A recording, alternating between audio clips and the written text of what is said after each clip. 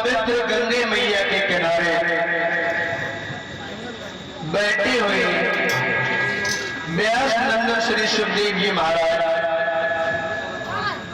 अभिमन्यु के पुत्र परीक्षित महाराज को भगवान की भागवत कथा श्रवण करा रहे हैं और ये बता रहे हैं कि हे महाराज परीक्षित,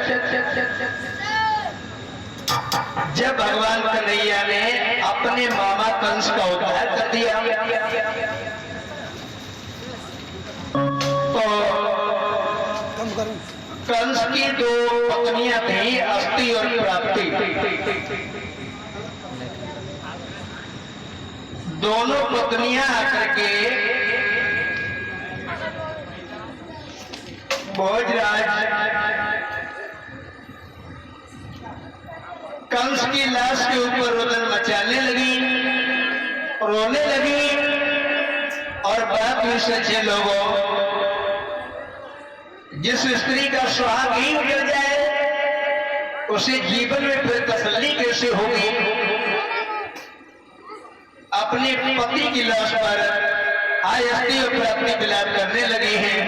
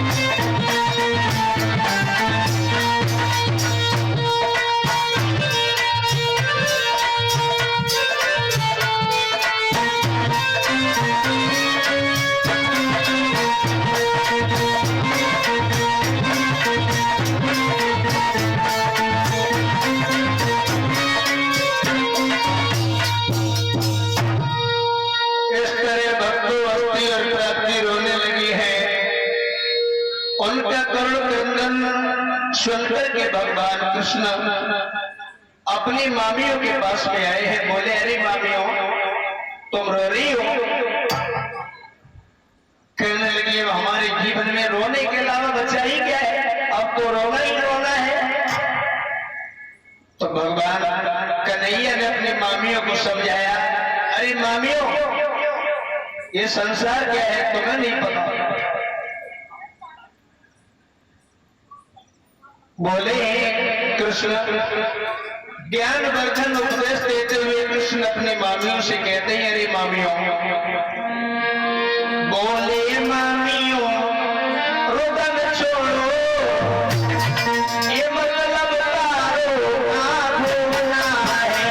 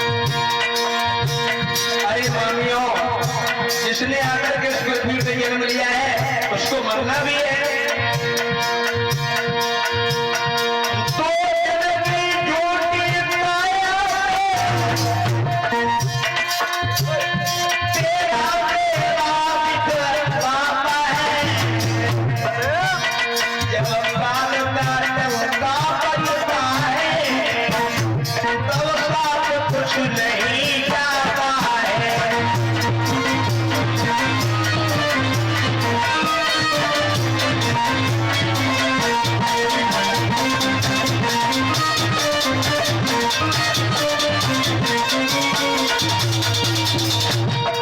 कंस की पत्नियां जब रुदन करने लगी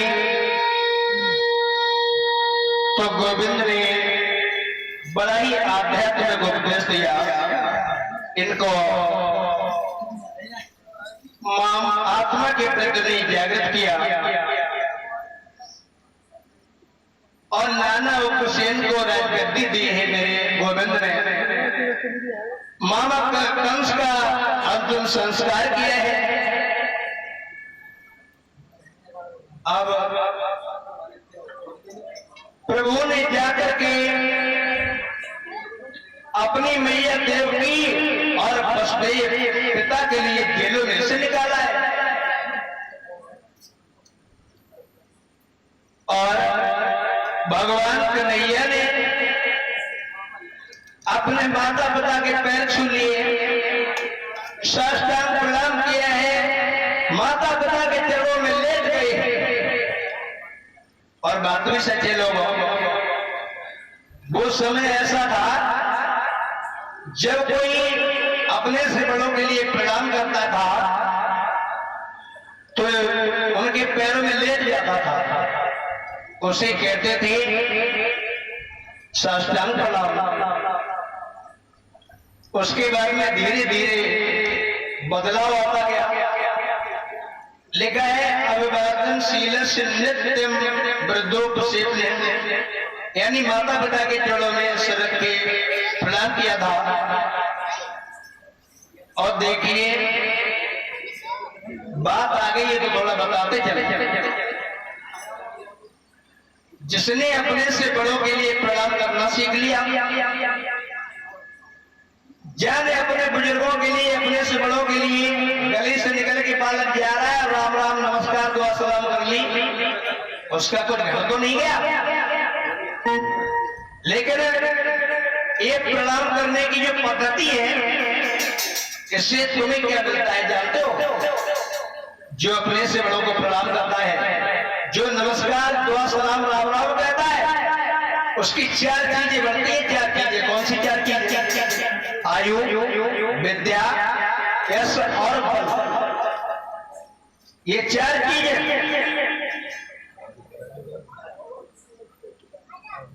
और लेकिन आजकल हम देख रहे हैं, देखिए जब हम किसी से राम नाम करते हैं, आप जपे आपो को जपावे औरों को जपावे, नानक जो मुक्ति को पावे। ये राम राम करने के दूसरे से फायदा क्या है? देखिए पहला फायदा तो ये है, अगर हमने दूसरे से करी राम राम और सामने वाले ने भी तुमसे करी राम राम, तो एक पहला लाभ तो ये है कि तुमने और उसने दोनों ने भगवान का नाम ले लिया। और दूसरा फायदा क्या है? किसी से अगर तुम राम राम करते हो तो तुम्हें ये पता लग जाता है कि सामने वाला हमसे घुसे की नाराज है। अगर तुमने कही राम राम और बा ने कही लगा राम ही राम राम ही राम राम राम, समझ लो घुसे। और तुमने कही ताऊ राम राम और बा ने बड़े उदास मन से कही राम राम, समझ लो भाई तुमसे नाराज। दूसरा फायदा। और तीसरा फायदा क्या है? जब तुम किसी से दुआ सलाम करते हो राम राम करते हो, वो चाहे कितनी बड़ी टेंशन में क्यों नहीं बैठा हो, कितनी बड़ी टेंशन में बैठे हो, एक सेकंड के लिए कम से कम उसका ध्यान बढ़ जाएगा। पहले अब राम राम कौन करता है? अब तो hello hi tata bye bye. ये हेलो कौन है जानते हो? जिस आदमी ने ये टेलीफोन बनाया था उसका क्या नाम था? क्या नाम था? इतने बड़े पंडाल में पढ़े लिखे भी बैठे होंगे, ब्याह शादी पे भी बैठे होंगे, आप बताएं क्या नाम था?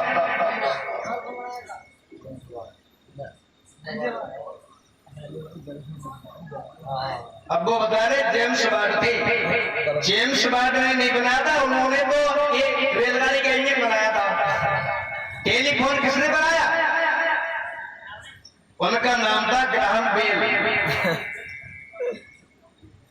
उनकी पत्नी का नाम था हेलो। और सबसे पहले ग्राहम बेल ने अपनी पत्नी को फोन किया था तो कहा था हेलो, और वही हेलो आप तक से लिया गया। जब हम किसी दूसरे को टेलीफोन लगाते हैं तो सबसे पहले कहते हैं हेलो। और ये हाय क्या होता है? हाय तो तब बोली जाती है जब कोई मर जाता है। आप शहरों में जाकर के देख लीजिए, एक दूसरे से जब मिलते हैं तो कहते हैं हाय। क्या है भारत की सभ्यता? और ये टाटा कौन से भगवान का नाम है? ये टाटा बिरला कोई भगवान हो गई, इनके पास में ज्यादा दौलत हो गई तो ये रामकृष्ण, शंकर, गणेश जी, हनुमान तो नहीं हो गए। लेकिन हम ईश्वर का नाम छोड़ करके उन लोगों का नाम लेने लगे। हमने भगवान कैसे बना दिया? पैसे वालों को हमने भगवान बना दिया। भाइयों, अंदाजा लगाना, पहले जब कोई किसी को प्रणाम करता था तो पैरों में लेट जाता था। फिर जमाना और बदल गया, फिर धीरे धीरे घुटनों के बल बैठ गए और दोनों हाथ पैरों से लगा दिए और अपने माथे से लगा लिए। दंडवत प्रणाम, साष्टांग प्रणाम। उसके बाद धीरे धीरे और बदलता हुआ चला गया। फिर पैर छुए के और माथे से लगा लगे। और अब क्या हो रहा है? अब तो केवल परियां चले और परियां छू के भाई हाथ अपनी छाती से लगा के कहते हैं कि ये छाती में दब रही तो ये तुम्हारी परियां हमें तोड़ रही है। कुछ लोग तो झुकना है, कुछ पैंट ऐसे चले हैं जो झुकन नहीं देते। ये पैंट और ये कटिंग देख रहे हो, काऊ के सिर पे छिपकली बनी गुड्डा, तो काऊ को हाथ शर्मड़ो है। अब आप लोग सोच रहे होंगे कि आपके तो है नहीं इसलिए कह रहे हैं। भैया अब बड़ी बड़ी पार्टियों में आप जाके देखो तो लोग पैर तक पहुंची ना पाते, केवल पेट छू लेते। भारत देश कितना बदल गया।